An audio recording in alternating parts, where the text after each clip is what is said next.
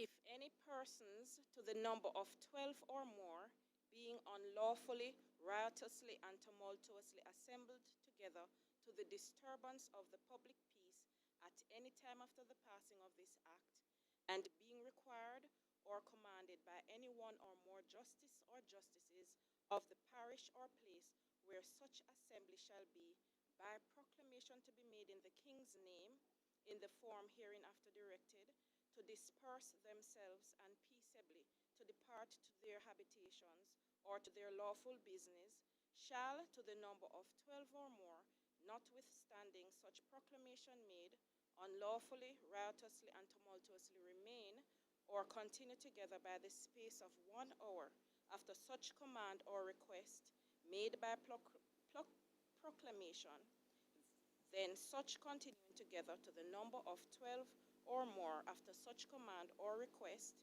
made by proclamation shall be adjudged felony, and the offenders therein shall, upon conviction, be liable at the discretion of the court to be imprisoned for life with or without hard labor.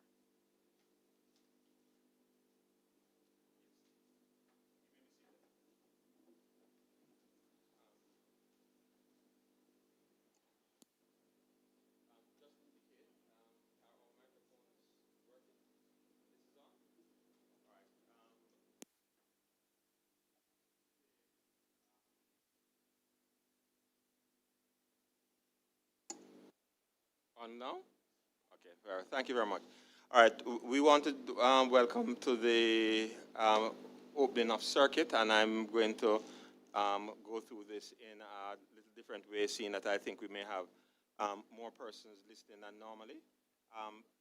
Just to explain what we are doing here and why we are here.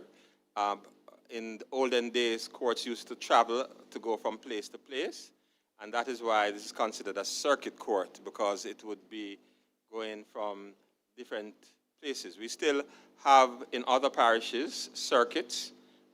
Kingston and St. Andrew, this circuit, and St. Catherine sits continuously, but the other parishes, the criminal court in particular, sits in circuits. We are not there for the entire time. We also, in the courts, have what we call terms, similar to the school term, and this is the opening of the Michaelmas or the Michaelmas term, and at the beginning of each term, we have the formal opening, and by tradition, the custodies, as the leaders of the parish, are here with us, and they are here to welcome the court, to be in the presence as we go on. And so we thank them for being there. We'll hear from the Crown and from the defense in terms of opening. I remind counsel that we have to get on to other things. And so we always encourage you to ensure that the few words that you say can be encapsulated in 15 minutes. And you know that I always have a little reminder for those persons who need the reminder in relation to that. So thank you very much. Hear from the Crown.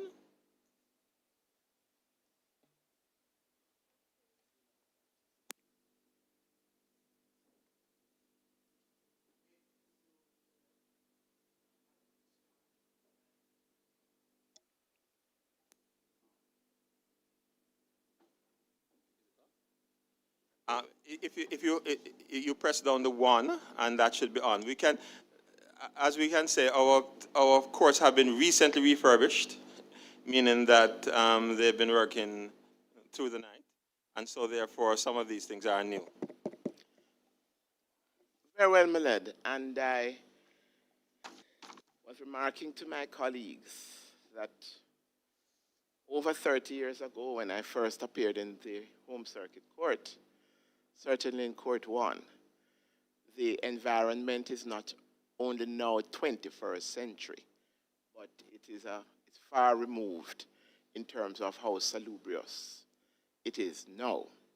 So I certainly congratulate the authorities for making sure that we have had all these improvements. May it please you, honorable custodies.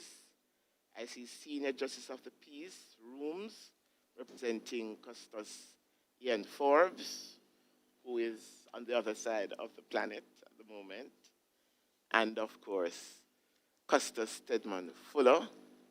I greet also King's Counsel,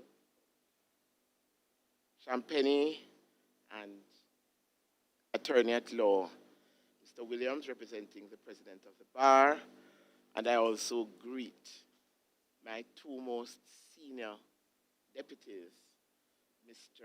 Jeremy Taylor, King's Counsel, and Ms. Claudette Thompson, and of course, other members of my office, as well as the court reporter and the staff of the Supreme Court. And I am being detailed and deliberate in my greeting, notwithstanding the moment of trepidation that I felt in respect of your lordship's mens rea as it relates to seeking to restrain our presentations. But I feel sure that even you, my lord, would indulge the humble prosecutor in Paula Vanessa Llewellyn, because today marks the final time to be in my 41-year career as a prosecutor that I will be opening the circuit court in any part of the island of Jamaica. And over the last 2 or 3 months, I have been basically making cameo appearances in all the different circuits in respect of being in the trenches with my staff while I still run the office. And I decided to save the opening of the circuit court as my last stop in my tour. And this, of course, is out of certainly respect and consideration that this is the Chief Justice's court, and it is the largest circuit court in terms of the volume of cases in the island. And of course, my lord, I get to see your lordship. Still the same 15 minutes. One last time. Your lordships and honorable custodians will see that the formatting of our overview of cases for the Michaelmas term from the Home Circuit Administrative Unit, that is the box from the office of the DPP, has changed. Unfortunately, we did not get an opportunity to indicate what was the thinking behind it, given the fact that the lines of the communication, given the fact that this is the opening of the term, we were not able to follow those lines of communication, but be that as it may, it's quite simple. The office of the DPP, certainly under my tenure, has begun digitization of all our records. The Home Circuit Administrative Unit, the box, is that area of our operations that administrates all of the files for prosecution in the Home Circuit Court. So under my tenure, we now have at least 5 to 7 paralegals who are dedicated administrative staff with paralegal training that will be dealing with these files. We have commenced digitization of the systems, so that now allows us easy retrieval of the files. All the files are being scanned and put onto the system. It facilitates electronic disclosure. It also facilitates wherever Crown Counsel is in the world and there is a requirement to get a file, we no longer have to wait to send somebody with the file to Crown Counsel. The entire contents on the file can be electronically disclosed to Crown Counsel, who can in turn electronically disclose this file, even with some material redacted. For example, the address of a witness. And we believe that that is solidly putting the office, in addition to other things, into the 21st century. So what we have here, my lord, is that the system, yes, we have 1,015 cases for the home circuit for the Michaelmas term. And this would include some 186 matters that have already been set for trial for this term. However, we are now able, through this digitization, the system is able to indicate all of the offenses on the indictments in the cases. So formally, we would say 361 cases for murder. But on occasion, you may have other offenses, lesser offenses, also on the indictment, count 2, count 3, count 4. So the system now is able to produce all of the offenses and the number of offenses which now are reflected on the indictment. And I believe this will be a plus, and we will be able to properly reflect accurate records in respect of the work done in the office of the DPP. And, my lord, I will say with this digitization, I'm really very pleased with how it has been going, and that is one of the things that I expect that my successor will continue and complete. And as I say successor, not only am I opening circuit court here for the final time in my career, but I demit office on Friday as Director of Public Prosecutions. It has been a long journey, and I feel privileged to have been permitted to live my passion, which is to be a prosecuting attorney and also as a public servant, serving the public of Jamaica. It is said by one Margaret Chase Smith that public service must be more than doing a job efficiently and honestly. It must be a complete dedication to the people and to the nation.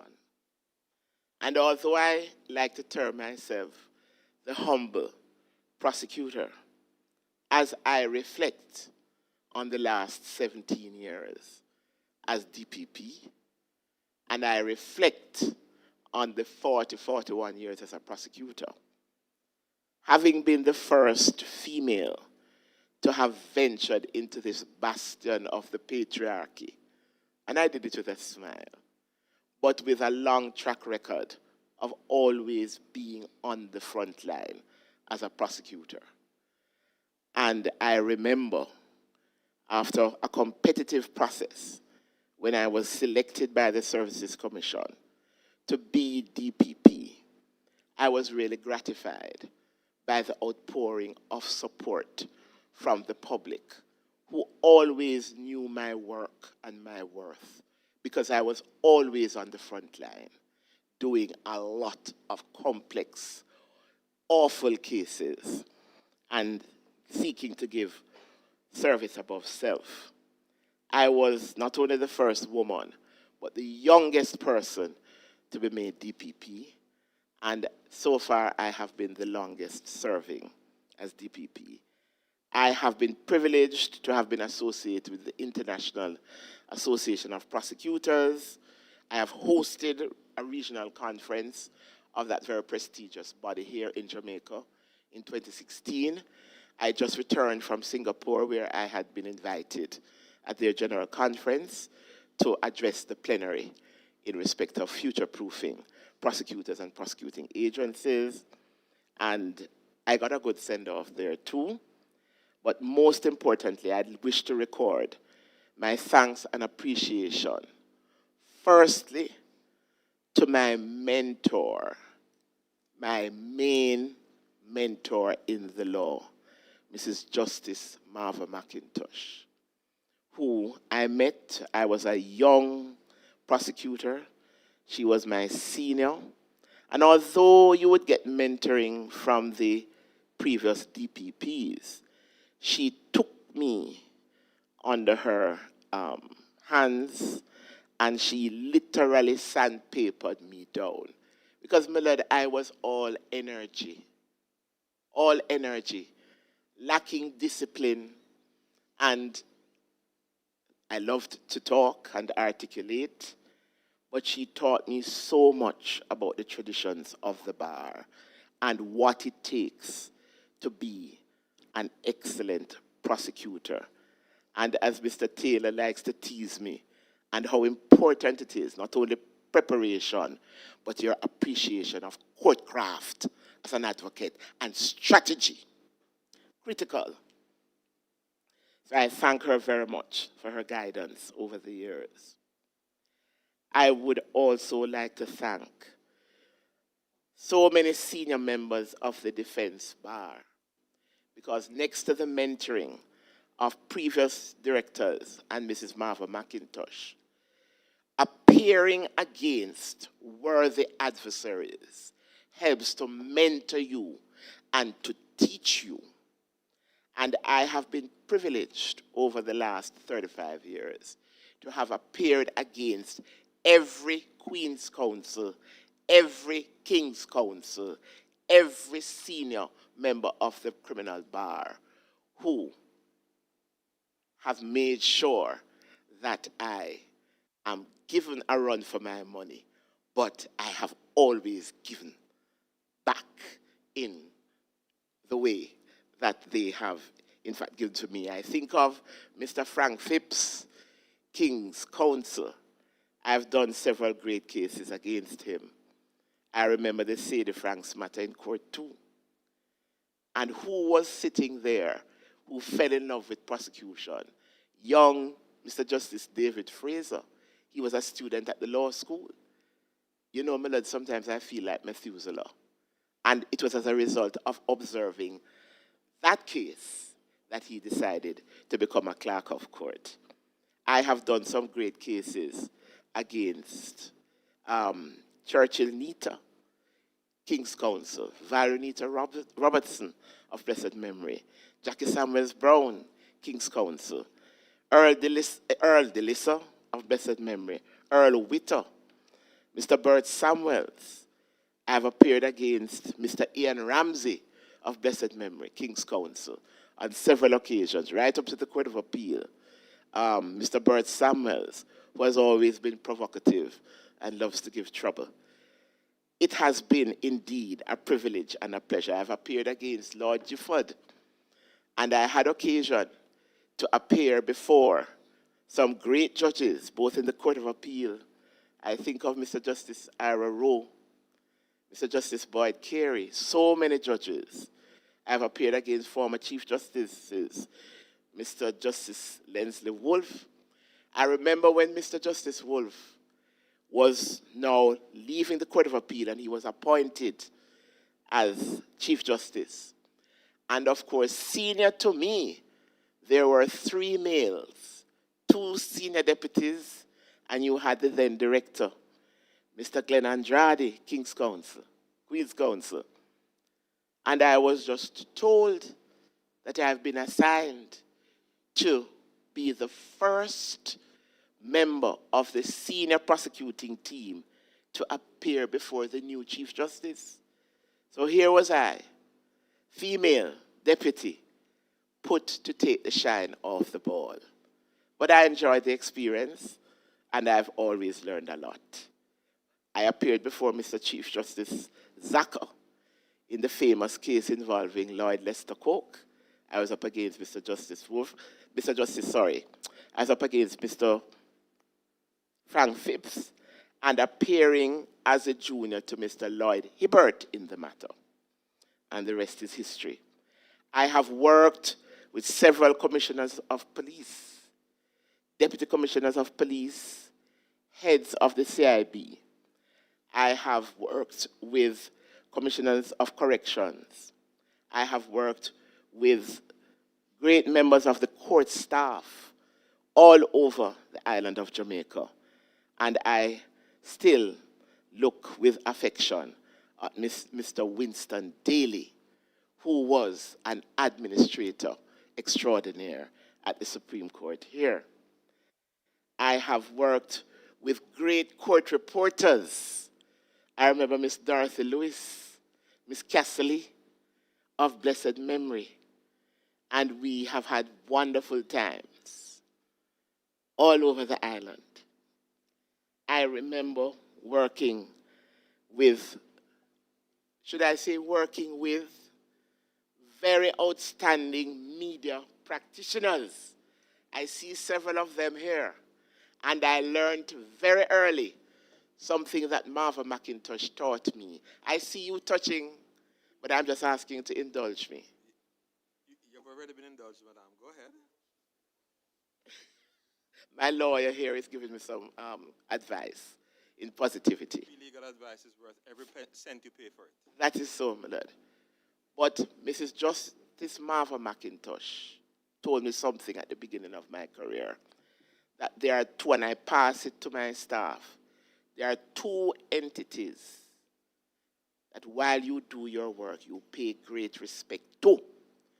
One is the police, because they are our eyes and ears as prosecutors on the streets and in the trenches. And the second entity is the media.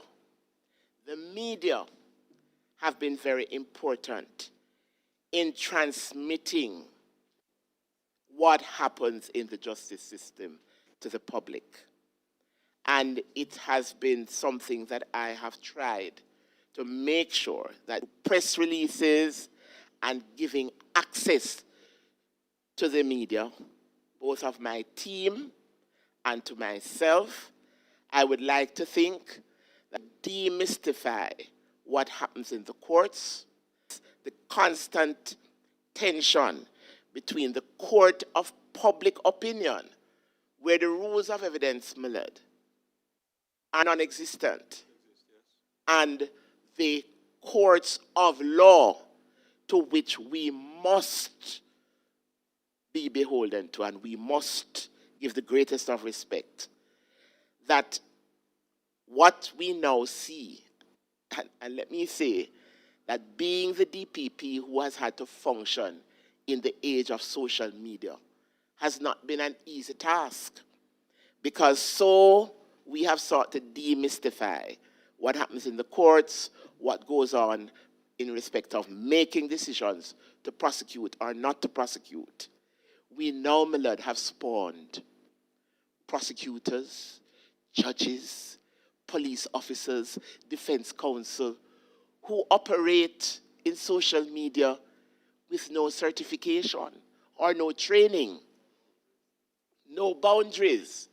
So it means, and I wish to commend the judiciary led by the Chief Justice, it means that both the judiciary, prosecutors, and members of the private bar and the police have to make sure that we get accurate information in respect of the law or why decisions have been made or not made, and the explanations. For example, your lordship very helpfully explained what circuit is all about, and I gather we are streaming live.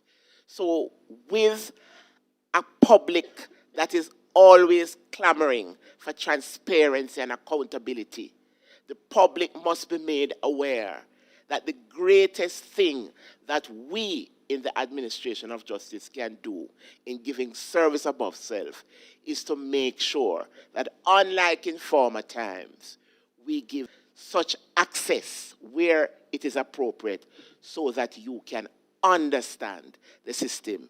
You may not necessarily agree with the rationale behind certain decisions made or sentences given, but at least the public must know that it is because the administrators of justice, the stakeholders there, give great respect to the public who we serve, why we are now in this particular era of full transparency. I do remember notable cases in this court that I prosecuted: the Mary Lynch case, the Good Samaritan murder case, the Donald Zeeks Phipps murder case. In that case, I was up against 3 King's Counsel. But I do remember, and I see Mr. Champagne here, where I had the distinction of prosecuting a 4-accused case, murder of a watchman. And I was up against between 10 and 12 defense counsel in the case. And I had 1 junior. But everybody knew that because my back is broad, the adrenaline was pumping, my lord. I was one and of them. it was with the greatest flash of my gown, with all the attorneys behind me, not saying words of love, sotto voce, but coming at me. And I stood up, and as I introduced every one of them to the jury, I had the greatest pleasure of saying, and I, Paula Vanessa Llewellyn, and my junior, it is just us who will be prosecuting the matter against all 10 counsel for the defense.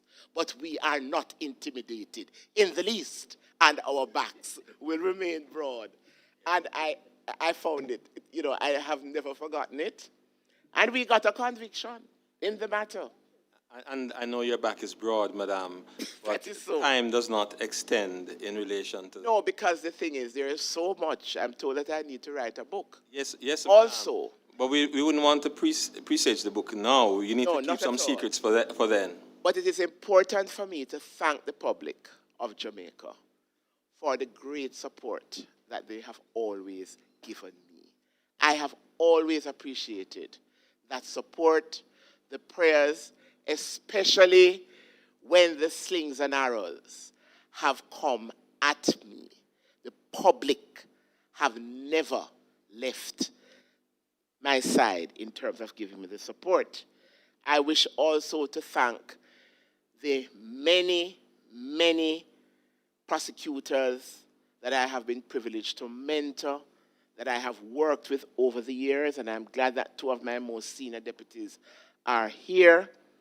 They have helped me, along with my chief administrators, to totally streamline the office. We have gone from 20-odd lawyers, prosecutors, in 2008 when I took over. And in 2010, I went up to 38 lawyers after making my plea to the powers that be. In 2017, I went to 58 lawyers and 52 admin staff. In 2008, you had a handful of administrative staff, about 8. In 2025, as I demit office, I have received permission to go up to 70 prosecutors. We have 60 admin staff. It will mean that I have a staff now of 130 persons. We will be not only the preeminent prosecuting agency in the Caribbean, because we are the prosecuting agency custodies who prosecute all of our complex cases. A lot of the other islands, what they do, they farm out some of the work to defense counsel, or they get counsel from abroad. But the DPP's office in Jamaica, we prosecute all our own cases, no matter how complex they are, and we also appear in the Court of Appeal, which is why, in terms of our versatility, it is, I would say, unmatched.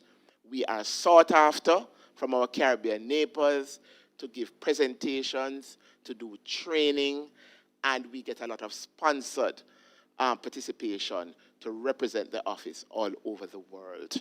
I also am very pleased that in the Caribbean, we are the #1 in terms of the prosecution of anti-gang cases, and I have to thank the Chief Justice for his courage and his boldness, and thank my team who prosecuted that case, where we single-handedly prosecuted.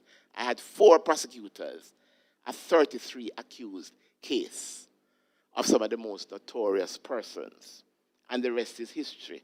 In terms of being the designated central authority, the stakeholders, England, America, Canada, to name a few, have consistently rated Jamaica as number 1 in our responsiveness. The same in terms of extradition. And within 2 or 3 years after I became DPP, I was tested because I had to marshal my team to deal with the extradition of the famous Dudus. That alone could fill a book, and the rest is history.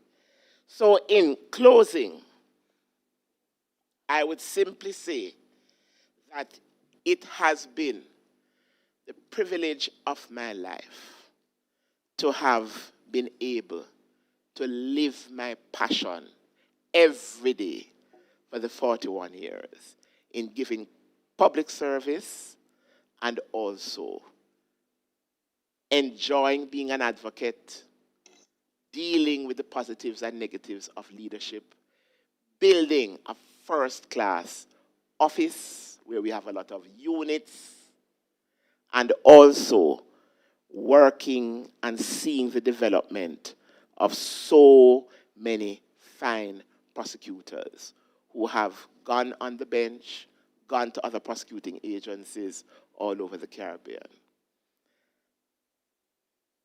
It has been a great pleasure. And along the way, I also didn't do too badly as a mother. As hard as I worked, because it's well known that I'm a workaholic, my daughter has done well. So I must have done something right. But to my successor, I wish all the very best. It's not an easy task, and you have to keep focused. But most importantly, you have to love the work that you do. And what I would advise, keep on operational efficiencies of the office. I pass the baton to my successor, and I wish them all the very best. May it please you, my lord. Just think, my lord, you will never have to interact with me in terms of talking about time constraints where Paula Llewellyn is concerned. But that's okay. I'm not so lucky, madam. Dare I say that there's only one PVL. Thank you very much, madam. Thank you. May it please you, honorable custodies. Very well. For the defense bar, I know that you would have not, you were stalwart in ensuring.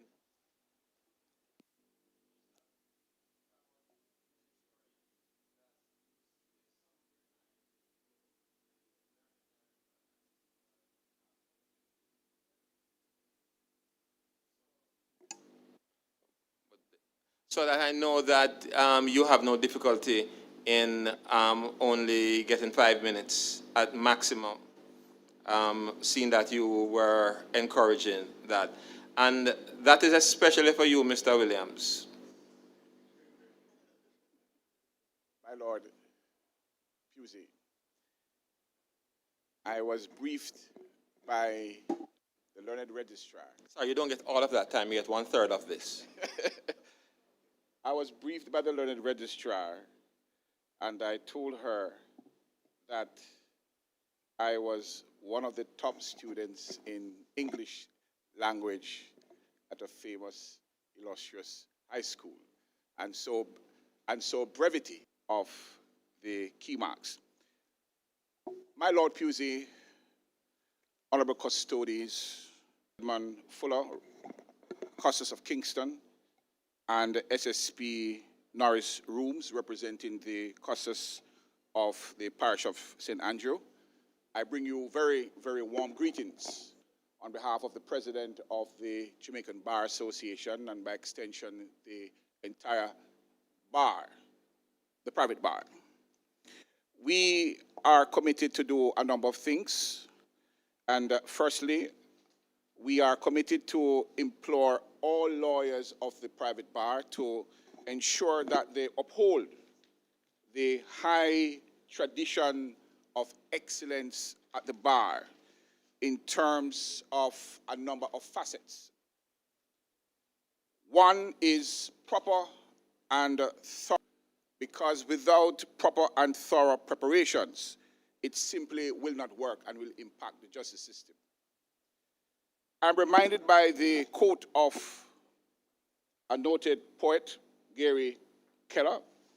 He said, productivity isn't about being a workhorse, keeping busy, or burning the midnight oil is not enough.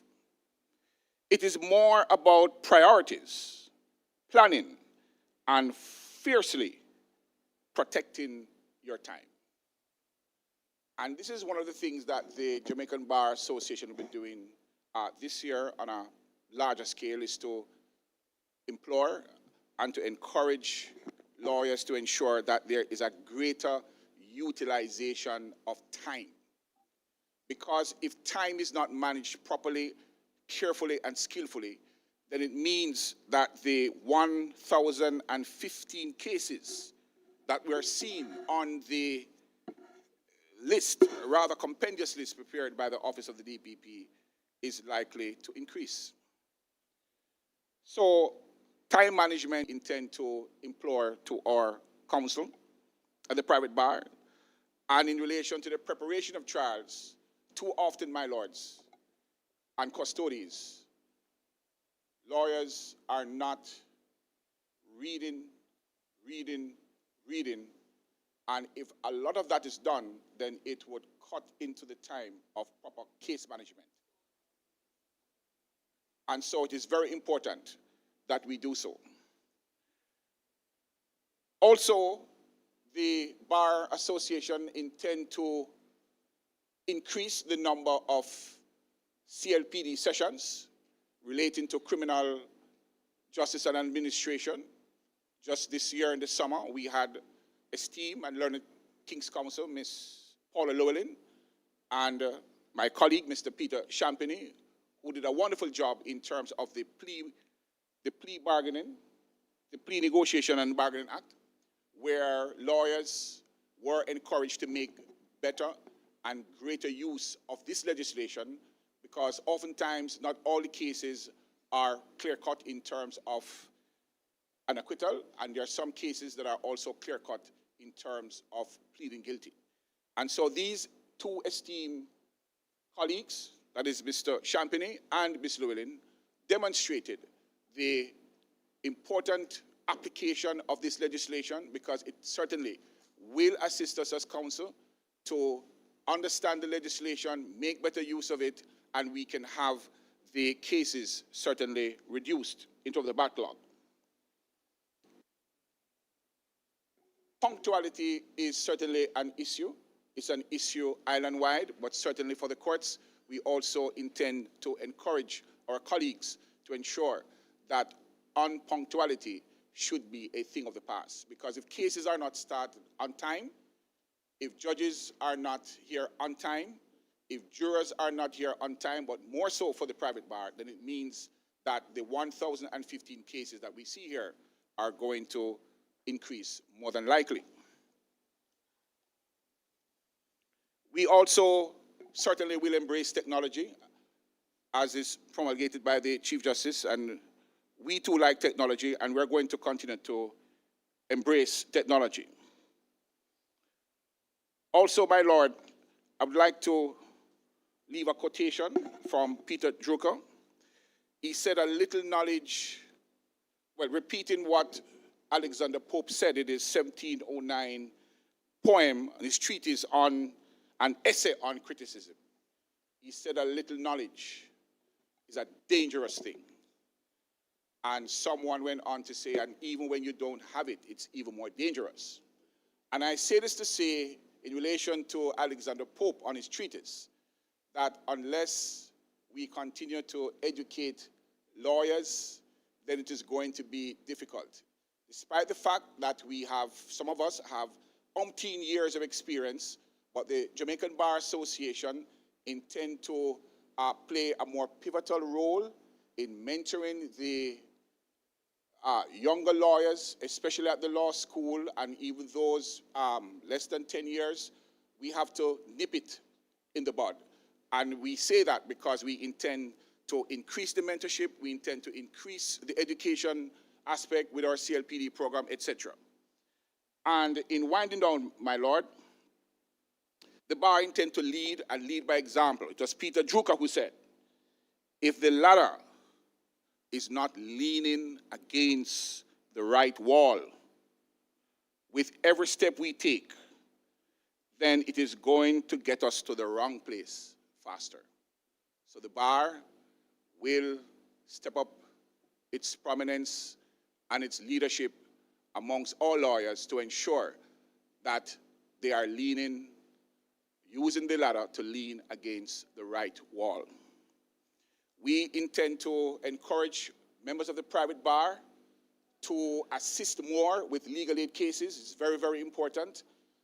From time to time, the Legal Aid Council, they play their role in calling counsel, but we have to encourage lawyers who are oftentimes present in court or even not present in court to take up more legal aid assignments so that the enormous number of cases that we have seen coming to the court without proper representation or any representation at all will certainly be cauterized. I could not end my presentation on behalf of the bar without saying a hearty farewell to my esteemed colleague, Miss Paula Llewellyn. Paula Vanessa Llewellyn. Miss Llewellyn is known for her passion, Not her brevity. She's known for her passion, my Lord, her seriousness in doing the work. She is a very resolute person, and I'm happy that over her tenure, she has done an enormous amount of transformational leadership development amongst her staff. And just to see this tabulation produced by the Director of Public Prosecution's Office is a good indication. I want to wish her all the very best, and may God continue to guide her and keep her. So in concluding, the Jamaican Bar Association stands very, very resolute and committed to ensure that the administration of justice will be enhanced, and we will do our best to ensure that the progress being made will be one step higher all the time. Thank you very much, my Lord. Honorable Customs. Yes, Mr. Champagne.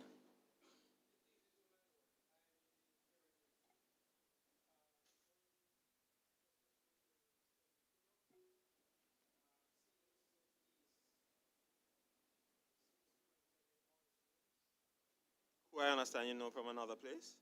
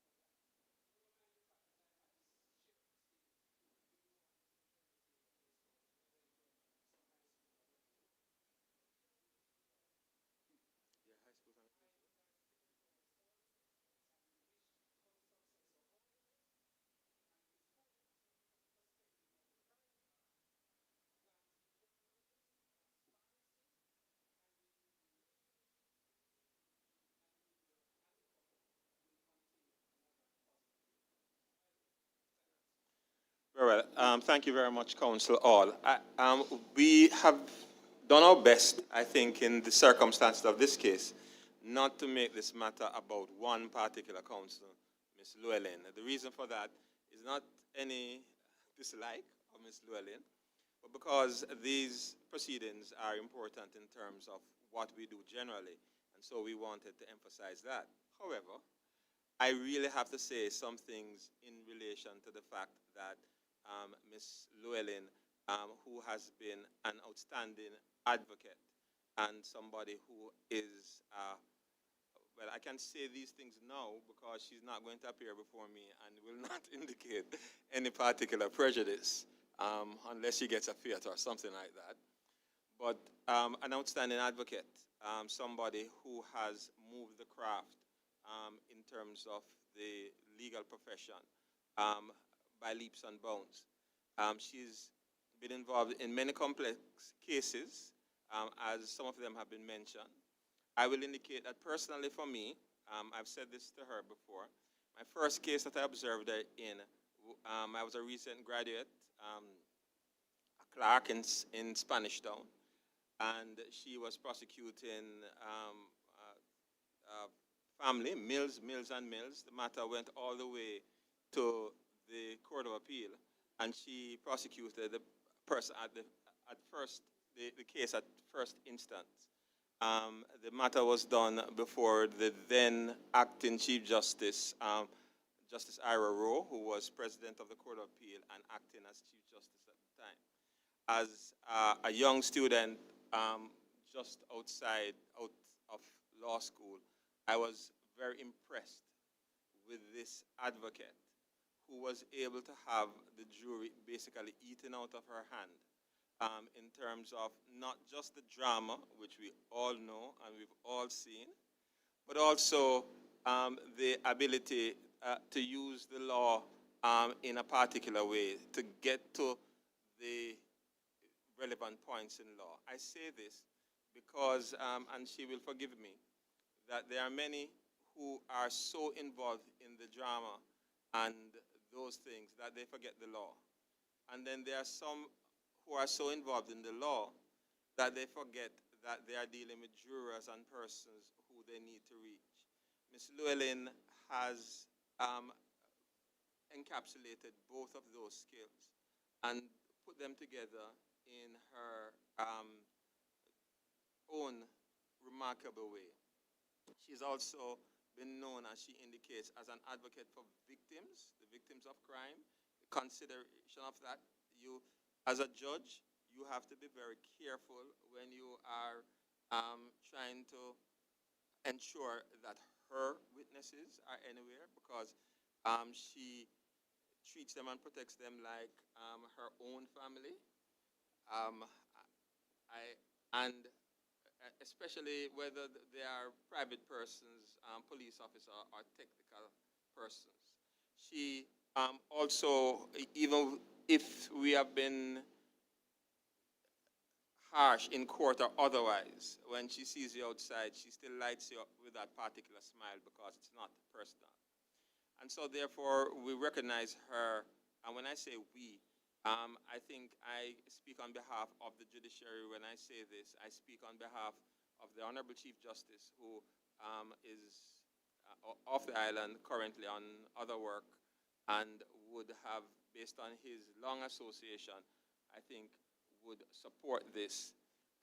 She is groundbreaking as our first female DPP, but she has been that outstanding lawyer, which I think that I'm sure we will see more of her as we go along. I noted that as the first female DPP, she was appointed at the same time we had our first female Chief Justice, and she leaves office at the time when we have our first female President of the Court of Appeal. So I'm sure she didn't cause that, but it's an indication there. Having said that, in terms of the matters here, we continue to make the point that, unfortunately for us in this country, these matters only grow.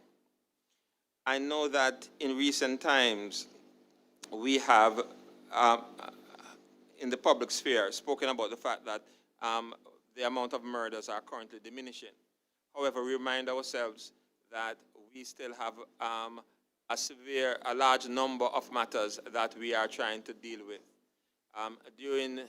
Between 2020 and 2022, many of our jury matters could not proceed because of the pandemic. That backlog affected what was there before. Although we have made strides and we are continuing to make strides, there are still several matters which are outstanding. In the public domain, we have also been speaking a lot recently about the growth in amount of sexual offenses. That is something which is new in the press and in other areas.